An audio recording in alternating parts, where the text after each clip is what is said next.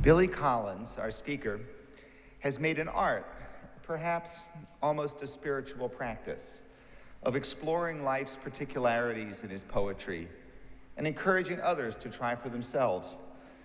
He's rightly known for his exceptional sense of humor, but it would be easy to overlook how much that skill of his depends on very serious work of listening and considering. A well-landed joke depends utterly on one's sense of one's audience. That is as true of his work on the page as it is of his live readings. And time again, he's shown an incredible talent for both perception and empathy, using his light touch to steer us into an unanticipated insight or confounded expectation, a new way of seeing, and ideally, a new way of thinking. We'll recite every detail of his resume for you tomorrow, holding your diplomas hostage while I read out the long lists of awards and recognitions he has garnered. But Billy isn't here this afternoon to apply for a job. We invited him here for his unparalleled ability to capture and enliven a moment, which makes him exactly the right person for this moment with us right now. Please join me in welcoming Billy Collins.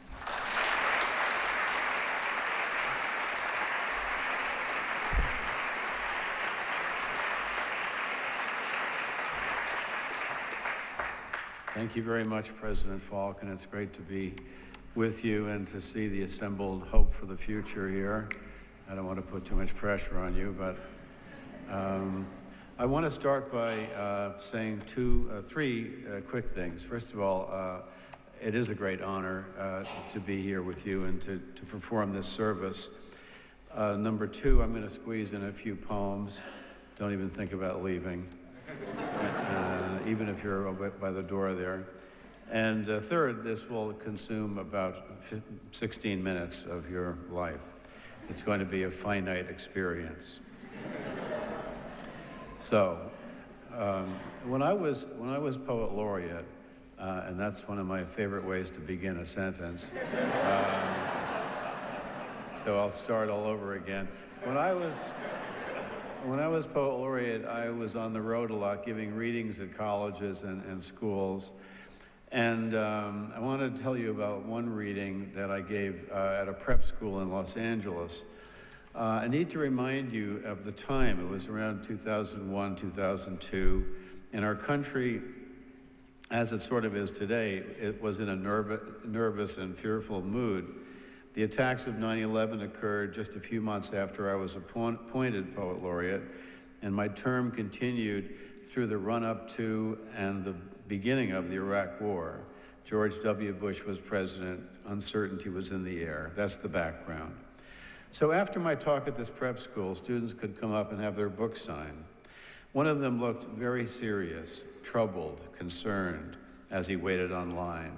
I'm guessing he was 15 years old.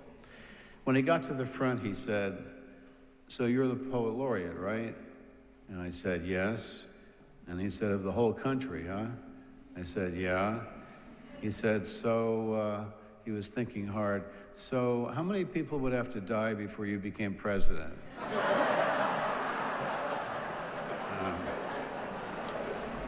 So bless his heart.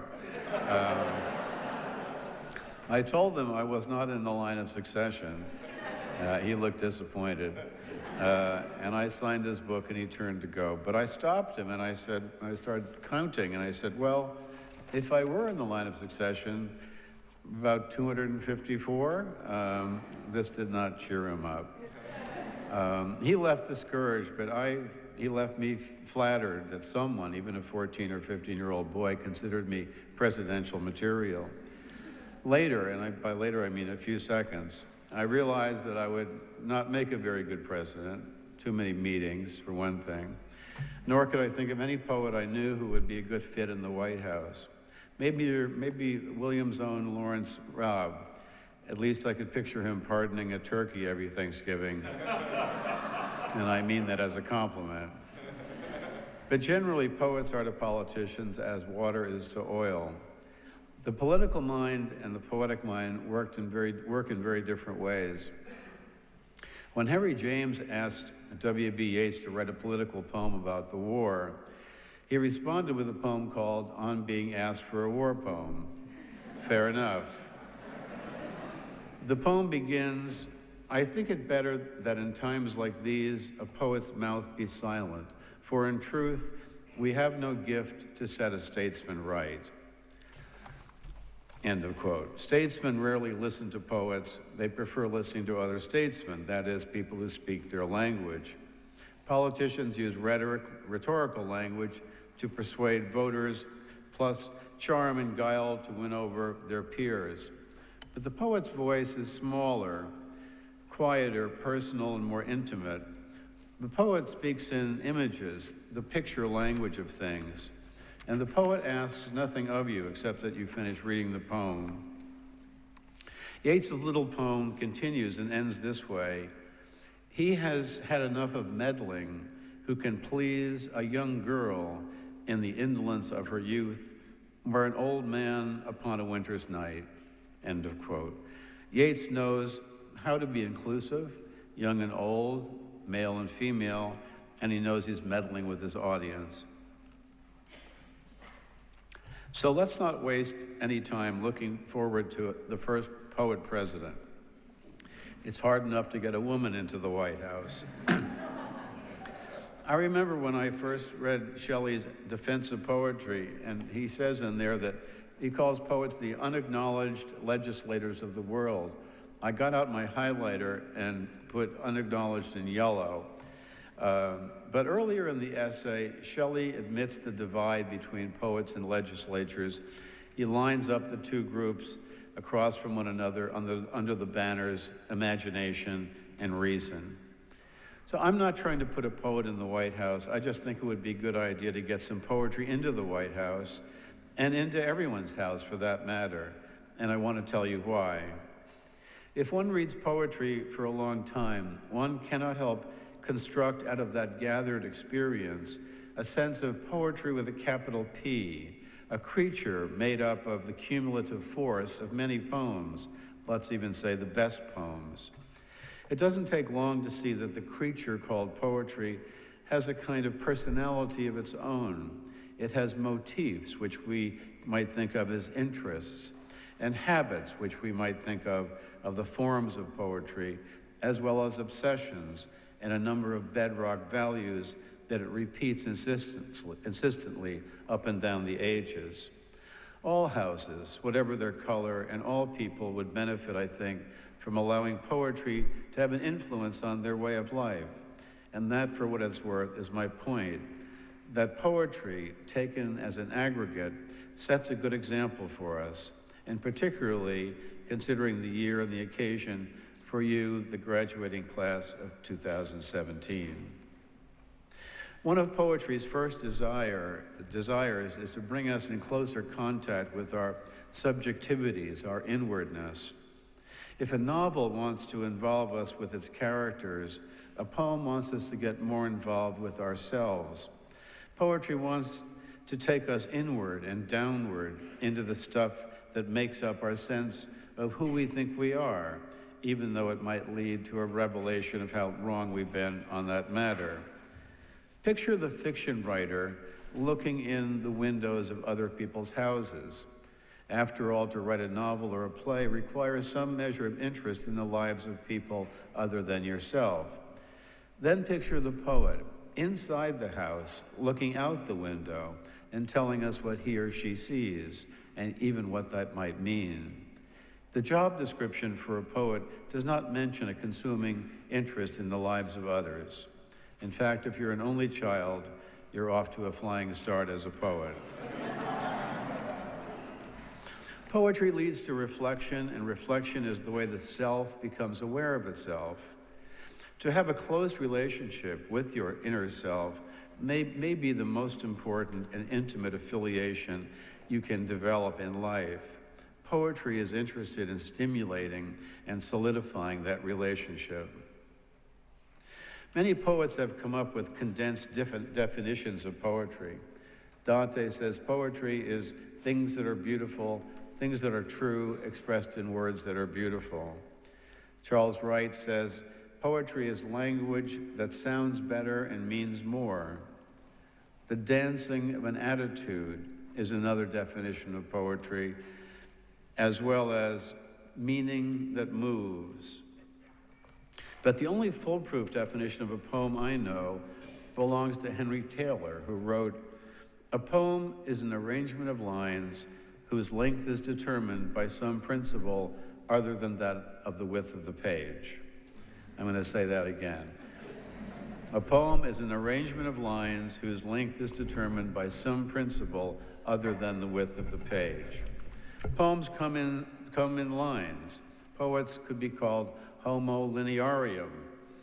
And by habitually pausing at the end of every line, the poem insists that we slow down before it turns our attention back into the body of the poem, recirculating meaning. The poet regularly taps the brakes, making us check the pace of our reading. A good poem will resist so-called speed reading by getting in the way of it.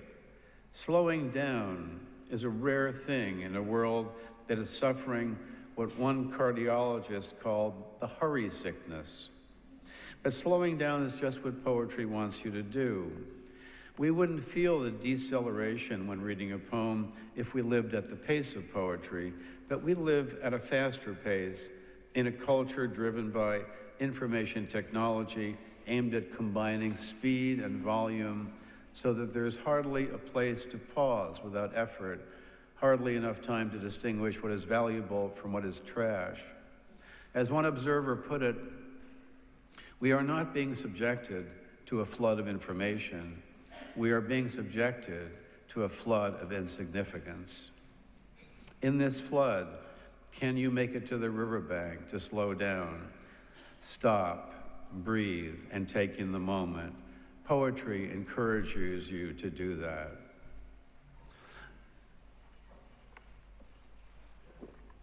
Poems are made of words, but paradoxically, poetry can put us in touch with silence. Prose fills the page, one page after another, whereas a poem occupies a discrete place on the page and often sits on a single sheet of paper. The unoccupied white space that surrounds the poem can be felt as silence, the absence of words. In fact, a good way to measure the impact of a poem is to listen to the silence it leaves behind when it's over. The deeper the silence, the better the poem. Think of a poem as a displacement of silence, and prose as a continuation of noise. I'm prejudiced. Here is a poem called Silence.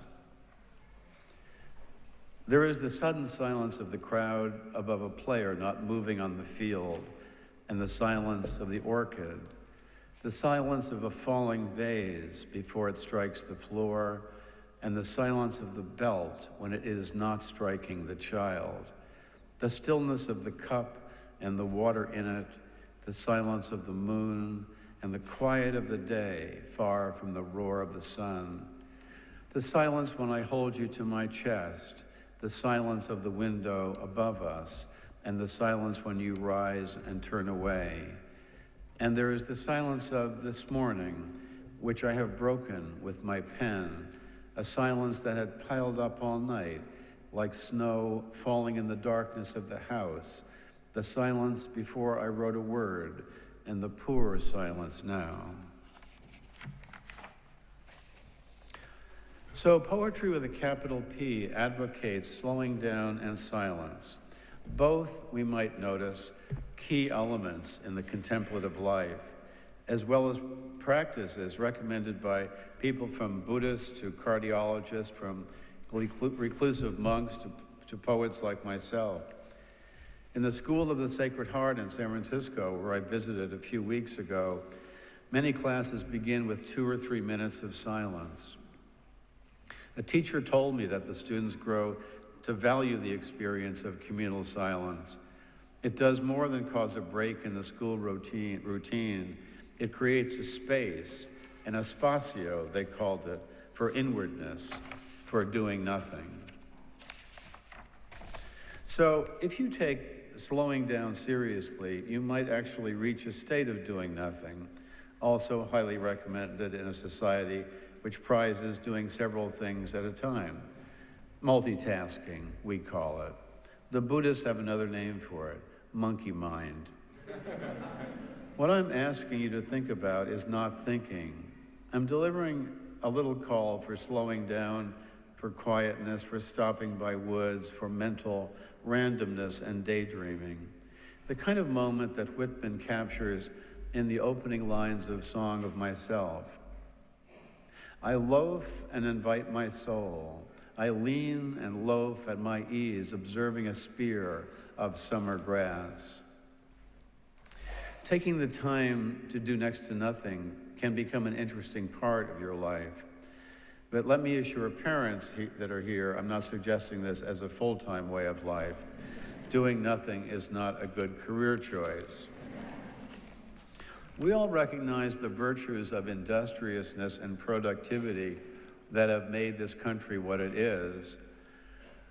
But if you look at it carefully, there are dangers. The ant sets an example for us all, says Max Beerbohm, but it is not a good one. Another habit, shall I say that again? The ant sets an example for us all, but it is not a good one. Another habit we can take away from poetry is the fine art of paying attention to what is around us, particularly in the natural world, where we see more than just echoes of ourselves. Whether it's Elizabeth Bishop examining the scales on a fish, or Whitman with his spear of summer grass, we often find the poet writing about a visual engagement so focused that a way of seeing something becomes a way of saying something. In the Wordsworth poem about the daffodils, he writes, I gazed and gazed, but little thought what wealth the show to me had brought. By adding that second gazed, the poet's looking becomes sustained, mesmerizing. He achieves a kind of gazing to the second power.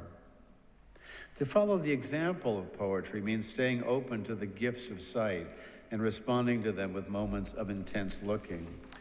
And that does not happen without slowing down, making it out of the flood onto the riverbank to watch the world go by. It is by such sheer acts of concentration that we wake up to the miracle of our existence. It is by such sheer acts of concentration that we wake up to the miracle of our existence. A miracle which easily gets lost in the daily rush of things and in the revolving wheel of habitual behavior. This basic awareness of our being is commonly sacrificed to social media in particular, which keeps us busy building then sustaining a virtual self that exists only on a two-dimensional screen. The screen is always there waiting for you, but nature is not. Nature, as Annie Dillard said, is a now you see it, now you don't kind of affair. And this is another short poem which simply piles up a set of observations that is describing a certain time of day. The title is In the Evening. In the evening, the heads of roses begin to droop. The bee, who has been hauling her gold all day, finds a hexagon in which to rest. In the sky, traces of clouds, the last few darting birds, watercolors on the horizon. The white cat sits facing a wall. The horse in the field is asleep on its feet. I light a candle on the wood table. I take another sip of wine. I pick up an onion and a knife. And the past and the future, nothing but an only child wearing two different masks. The late James Tate wrote that poetry is everywhere. It just needs editing. All of us have access to the picture language of the natural world if we care to notice. We all have the capacity to become what Emerson called a transparent eyeball. I think of my little poem about the evening as making an effort to have something in common with lots of other poems that convey a reverence for the present moment, in the hope that bearing witness to the things around us will show the past and the future to be phantoms, false faces that haunt us with regret and apprehension. And yet our tendency is to drown out the present with memories from the past and anticipations about the future. Being always in the present is not possible, or it's possible only for a small population of people. But I'm suggesting that we keep open the possibility of visiting the present. And if that becomes your habit, you will see that the distance between the present and the radio of your thinking begins to shrink. Of course, to start thinking about the ever-vanishing present is to confront a paradox. It's difficult to feel that you're actually in the present moment, yet we are there at all the time. There's really nowhere to go else but here, where you are at this moment. Again, paying attention to the details around us, a fence post, a watering can, a tangerine on the table, can slow us down, reduce clamor to silence, and heighten our awareness of the present. Many poems, I think of them as nothing more than reports from the front lines of observation. Poets trying to tell you what they saw so carefully that you will see it too. Even a poem that recounts an episode from the past exists in the present of its being read, just as it existed in the present of its original composition. So paying sustained attention to things can be a kind of prayer, inevitably a prayer of gratitude. I remember when I was a child, whenever I would pout or whine or say I'm bored, my mother would always tell me the same thing: get down on your knees and thank God for your eyesight. And that was done in my room. I didn't understand what she meant then, but I get it now. If you think I'm suggesting you follow the way of the poet and make staring at things and daydreaming a part of your everyday existence, you are correct. Wordsworth called this state of mind wise passivity, wise passivity. He knew that slowing down or mental grasping after meaning sets the table for all sorts of new perceptions. Imagine seeing clearly what has been right under your nose all along. A partner in a law firm that I know once told me that he advises his associates to sit quietly and do nothing for a while when they're trying to find a legal fix for a client's problem. The hard part, I'm guessing, would be billing the client for time staring out the window. Here's one more thing about poetry, with a capital P. Values that we can consider adopting as we move through the world are hidden in poetry. Poetry has long provided a home for ambiguity and ambivalence. Only bad poems have their minds made up from the start. Better poems present a dilemma without solving it, two roads diverging without a clear way to choose.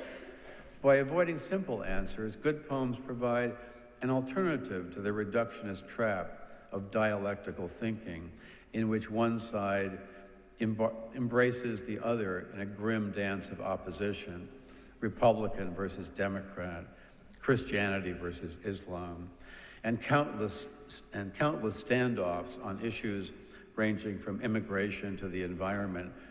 These battles should be waged conscientiously, especially in the challenging times we find ourselves. But the mind need not be limited only to that kind of dualistic thinking. Poetry thrives on paradox, ambiguity, ambivalence, conundrums, mixed meanings, and mixed feelings. We certainly don't want ambiguity in the assembly instructions we get from IKEA, nor do we want it in a White House press conference. But in literature, ambiguity thickens the texture of a poem by recognizing layers of truth. W.H. Auden had it right when he described poetry as the clear expression of mixed feelings. And the driving force behind all the recommendations I have made is the oldest, most pervasive theme in lyric poetry that you've probably seen written on the blackboard or whiteboard or whatever color boards are now many times, and that is carpe diem, seize the day. Whether it's Andrew Marvell or Charles Bukowski, poems from all centuries urge to live us more fully, more energetically, more vividly, to carpe the diem because our diems are numbered. This is the reason to slow down, to pay attention, to be silent sometimes, and to flavor ambiguity, because life is too short to do otherwise. As Philip Larkin wrote, of each other we should be kind while there is still time. By the way, a longtime New York Times obituary writer, speaking of death, was recently asked in an interview if her job influenced her way of looking at things. Yes, it has, she replied. I now divide everyone I see into two groups, the dead and the pre-dead. So if you can hear me, you're in the latter group for now. Annie Dillard again, quote, how we spend our days is, of course, how we spend our lives. How we spend our days is, of course, how we spend our lives.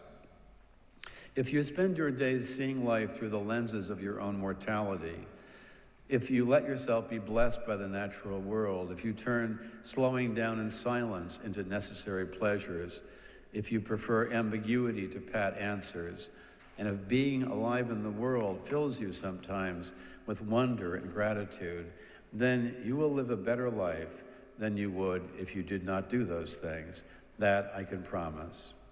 And maybe you will learn to wake up like Salvatore Dali, who remarked on what an amazing joy it was to wake up every morning and realize he was Salvatore Dali.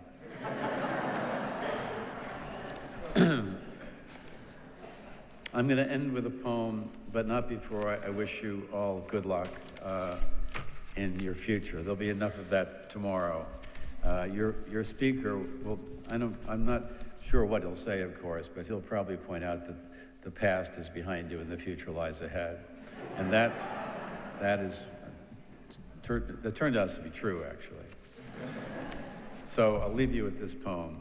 And it gathers, I think, together a number of the things I've been talking about. It's called The List of Ancient Pastimes.